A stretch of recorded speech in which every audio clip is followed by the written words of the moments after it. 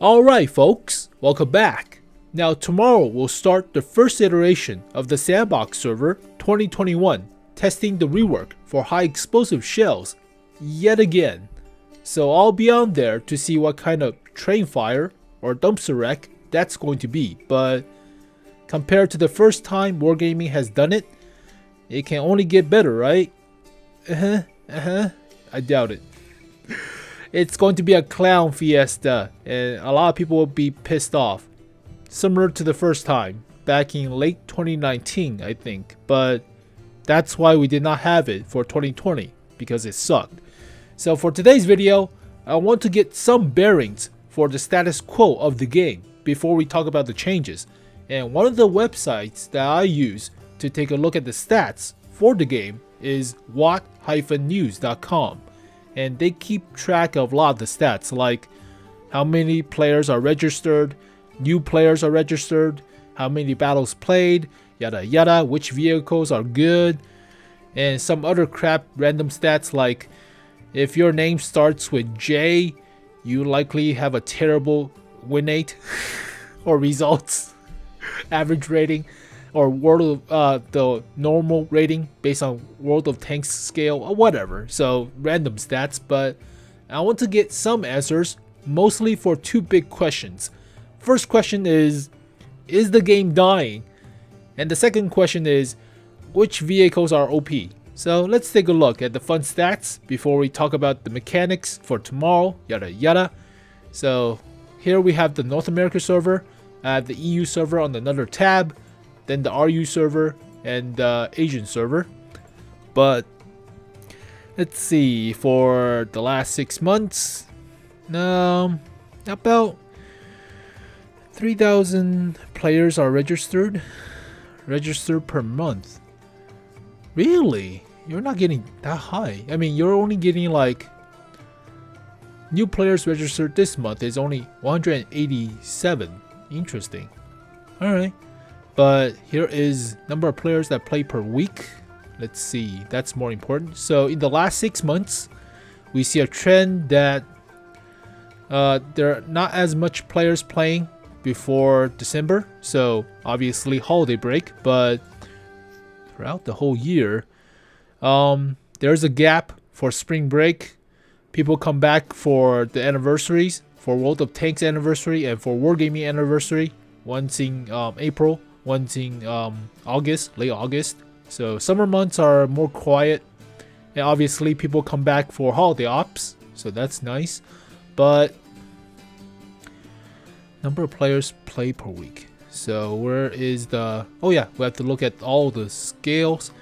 So you do see a trend from 2015 that player base is dropping, but it kind of plateaus in 2018, late 2018, to about like the average players per month, which is about 15,000 per day on average online. So yeah, I guess it kind of plateaus for now. So I don't think it's dying, but it's not as crazy as 2015 or 2016. So you do see a drop. Let's take a look at the EU server. So obviously all the stats are not official, yada yada. Administration of the game will not comment on it because it hurts their game, I guess. Makes them look bad. But let's see, 1 year. Wow. Well, it's the EU player. They have a lot more players on the EU, obviously. So you do still see the drop for the summer months, and they come back for holiday ops, but they don't celebrate Thanksgiving. So there's do they celebrate that? No, they don't. They come back for the anniversary as well, so as expected, but the dip between January to February is not as dramatic compared to our server. Yeah, it's more dramatic for American server for some reason. Okay, let's take a look at the RU server, but let's see. You can also play around with all the stats yourself, answer some of your most desired questions, like is the game dying, pretty much. Percent. Oh, 9 clans, not that graph. Wow, holy crap! The player base in RU is like 3 times in EU, which is like 30 times compared to North American server. Holy shit, that's a lot. Or at least like 15 times as much. But holy crap, there's a lot more players in RU, of course. But they obviously come back for holiday ops. And they more or less stay until the anniversary. Summer months are more, you know, slower, I guess. And they come back for the anniversary for wargaming. But they go back and slowly come back for December holiday ops. So that's interesting. But you don't see as much new players registered. Only 86. But then again, we just started with February. So that's kind of interesting. Alright. Let's see how much EU does. 234. Let's take a look at the Asian server. Asian server is a lot less. Only 10 new players registered.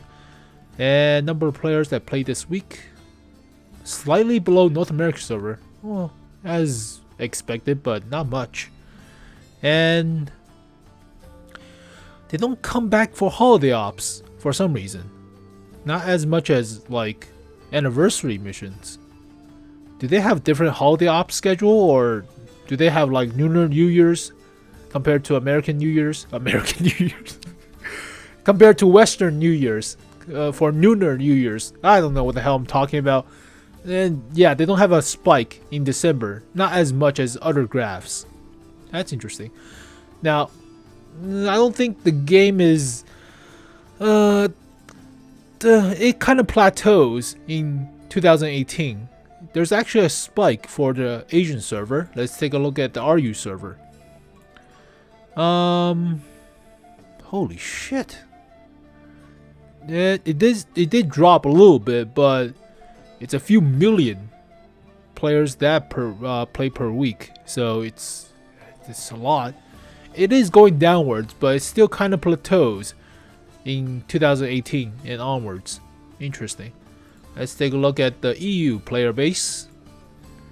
They plateau around 2018 as well. They have more of a fluctuation, so their events are better, I guess, for holiday ops, or they come back for holiday ops and anniversaries. Interesting, but that's kind of nice to know, I guess. Oh, interesting. So EU is more volatile. That might be it. But let's take a look at the second question. I want to get some answers. So which vehicles are OP? Practically. So for all time, for the last 2 weeks, win percent chance, obviously. Some of these vehicles are basically testing, so you have to see which total play it is. So Panzer 2J, it's 75 millimeters of armor for freaking tier 3. Yeah, insane. It's like KV1's armor at tier 3. And it has preferential matchmaking too. Doesn't see a tier 5. Well, I think all tier 3s have pref matchmaking now. Oh, Chieftain turret. That's not the actual FE for 201/T95. I don't think there are like 3 versions of the tank, so I don't think that's the actual one. Kampfpanzer 50T. Interesting. There are a lot of plays and it has a high win percent rate. Same goes with the 279E, the 726. So obviously, if you get it, it's pretty good, but it's hard work for that final reward of personal missions. SU-76I. Oh, interesting. The rest is beta tests or just small tests. Concept 1B is coming out soon, so we'll have a better, larger spread of the results. Chimera? Really? Really? It's that good? I don't think it's that good. Chimera. It's high on the list. Oh, it's not French. It's British. Oh, Chimera. I have a shitty win percent chance or win rate in it, but it has only 200 millimeters of turret armor and it's flat. DPM is not that well. Oh, I was about to say it was kind of low, but it's not actually low. It punches pretty hard though. And with Vince, accuracy and aim time is average, slightly above average for accuracy and below average for aim time. But I don't remember this thing as being fast. Huh, this thing is performing good? Performing decently at the list? That's interesting to say. Obviously, Object 907 is high. Kampfpanzer 50T. I don't think the 260 is high. The 260 needs... I don't think it needs above, but it's not as crazy as the 907 or the 726. So, Mini Mouse. Oh, interesting. This is the actual Chieftain. This is not the Chieftain turret. So there are versions of the hybrid. So this is not it. This is the actual one. And it's still high on the list. But IS-5 is edging it out. Interesting. It might be the rarity of the vehicle. VK7201K, similar to the Panzer Mark 7, but it has the bigger gun, the 150, compared to the 128. Interesting. BTSV, yeah, 260 is still high.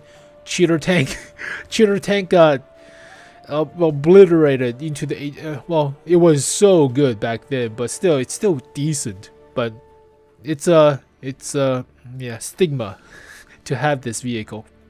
It's a shame, technically. Type 59 Gold, Excalibur, T55A is pretty good, but it's nowhere near as good as the Panzer 50T, obviously. So, Berlin, it's all pretty much a lot of the... Ooh, here's a normal tank. So yellow ones are premiums or special tanks, and normal tanks doesn't have the yellow hue. So 268 version number 4, what I tell ya, pretty high win percent rate. CS63? Really? Oh, that's interesting. Renault has the armor at lower tier, yada yada. Really? The AMX tier 10 and 4. Is that a tier 10 or tier 9? Tier 9, that's a tier 9. Really? This has a high win ratio? That's interesting too. AT7 has the armor. AT7? I wouldn't expect that. Oni really has more win percent ratio than the OI than STB. Apparently, TVP T50 is better than some of the Russian mediums. Huh. I'm looking at the normal tanks, not the premiums, but still. That's interesting to see. Like, some vehicles have better win rate than any other tanks, like the KV2 or OIs, than higher tiers, than the 430U. Really? Well, they're all in the percent of like 0.1% difference in terms of win percent ratio, but surprising. And we're getting to the bottom of the barrel, so let's see which vehicles are crap. So Luva has a well, probably more people have it, I guess. That's a Bob. That's what? Tiger 1. Really? Tiger 2 is more on the bottom of the barrel. And on the bottom we have the Kanada Yak Panzer. It's the 90mm version. Cavalier. The douchebag wagon. The Panther 88 with a long barrel. Oh my. ISU 130. Oh, this thing. Oh, these things are garbage. Panzer 1C. Oh, that's the tank destroyer.